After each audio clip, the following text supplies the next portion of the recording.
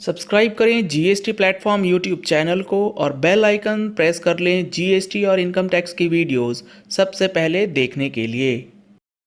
Good morning friends, GST platform के YouTube channel में आप सभी का स्वागत है। जी हाँ फ्रेंड्स, जीएसटी के अंदर अगर आपका कैश का अमाउंट बैलेंस पड़ा है तो उसके लिए जो अब आपको रिफंड क्लेम करना है उसमें काफी बड़ी रिलैक्सेशंस जो हैं सर्कुलर को इशू करके आज दिया गया है। यहाँ पर आप देख पा रहे हैं clarification on certain refund related issues के लिए एक नया सर्कुलर आया है।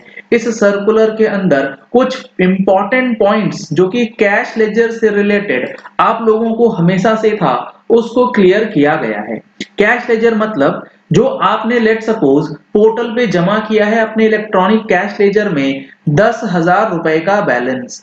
अब इस 10,000 रुपए में से आपके पास 8,000 रुपए का बैलेंस जो है वो यूटिलाइज हो गया और अनयूटिलाइज्ड रह जाता है 2,000 रुपए का। तो इसका रिफंड लेने का जो टाइम पीरियड है और जो अलग अलग पॉइंट्स हैं वो चीजें यहाँ बताई गई हैं।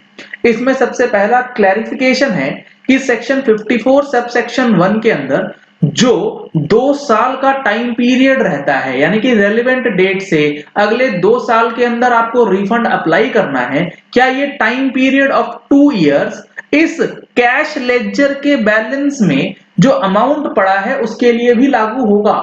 तो क्लैरिफिकेशन है no, the provisions of subsection 1 of section 54 of the CGST act regarding time period within which an application for refund can be filed would not be applicable in case of refund for excess balance in electronic cash ledger।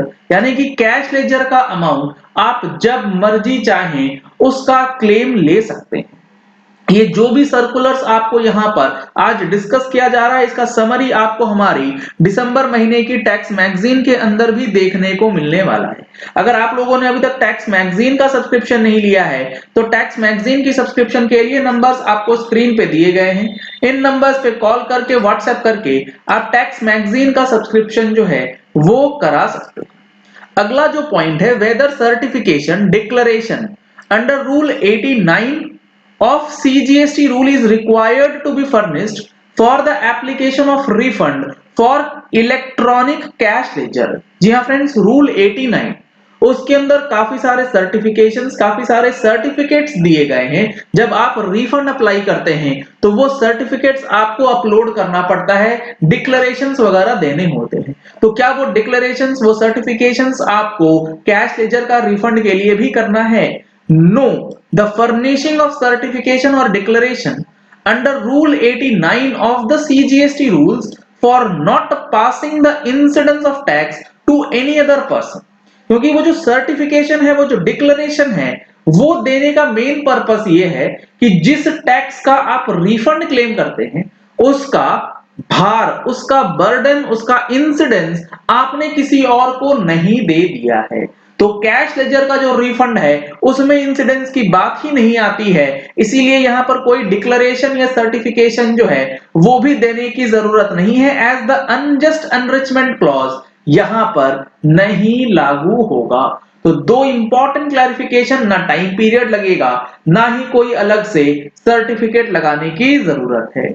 Weather refund of TDS और TCS deposited in electronic cash ledger under the provisions of section 51 of the CGST Act can be refunded as cash ledger। ये सबसे important है और most awaited, क्योंकि कई लोगों को देखा गया है कि टीडीएस का अमाउंट जो है वो क्लेम करने के बाद इनपुट टैक्स क्रेडिट से लायबिलिटी एडजस्ट हो जाता है और टीडीएस का अमाउंट कैश लेजर में पड़ा है।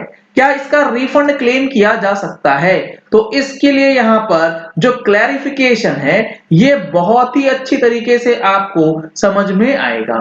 The registered person is at full liberty to discharge his tax liability in respect of supplies made by him during a tax period either through debit in credit ledger or through debit in cash ledger as per his choice and available balance in cash ledgers or credit ledgers। यानी कि आपको अपनी liability को पे करने के लिए आप कैश का इस्तेमाल भी कर सकते हैं या आप चाहे तो क्रेडिट का इस्तेमाल भी कर सकते हैं। लेकिन अगर कोई अमाउंट अनयूटिलाइज्ड रह जाता है कैश लेजर में after discharging of tax dues, then the amount of such unused amount can be refunded to the registered person as excess balance in electronic cash ledger। यानी कि उस अमाउंट को भी आप इलेक्ट्रॉनिक कैश लेजर के अंदर जो एक्सेस अमाउंट पड़ा है वो मानते हुए रिफंड क्लेम कर सकते हैं। उसके लिए भी कोई टाइम पीरियड वगैरह जो है वो लागू नहीं होगा। काफी इंपॉर्टेंट क्लैरिफिकेशंस, रिलीफ देने वाली क्लैरिफिकेशंस जो हैं वो दी गई हैं। अगला पॉइंट है whether relevant date for the refund of tax paid on supplies regarded as deemed export.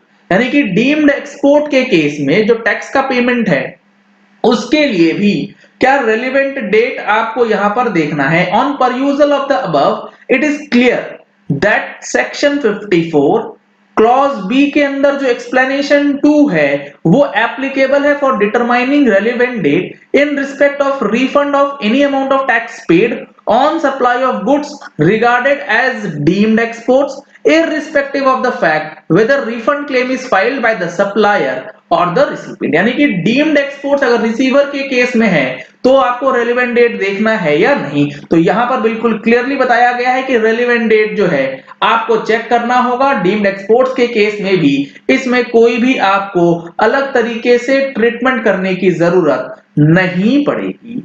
तो ये काफी इंपॉर्टेंट रिलीफ देने वाला सर्कुलर जो है रिफंड से रिलेटेड कैश के लिए आप लोगों का निकल के आ गया है। अगर आप लोगों को जीएसटीआर 990 भरने में दिक्कत आ रही है फाइनेंशियल ईयर 2021 से रिलेटेड, तो 28 नवंबर 2021 को ऑनलाइन ट्रेनिंग सेशन ऑर्गेनाइज किया गया है।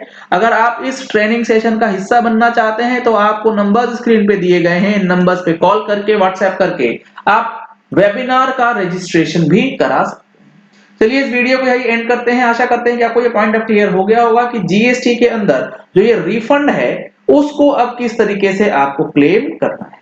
अगर आपने हमारे चैनल पे फर्स्ट टाइम ट्यून इन किया है तो चैनल को सब्सक्राइब करने के लिए नीचे दिया गया रेड कलर का सब्सक्राइब बटन प्रेस कर लीजिए। साथ में जो बेल आइकन है उसे प्रेस कर लीजिएगा ताकि वीडियोस की नोटिफिकेशंस आप तक रेगुलरली पहुंचती रहें। Thank you and have a nice day.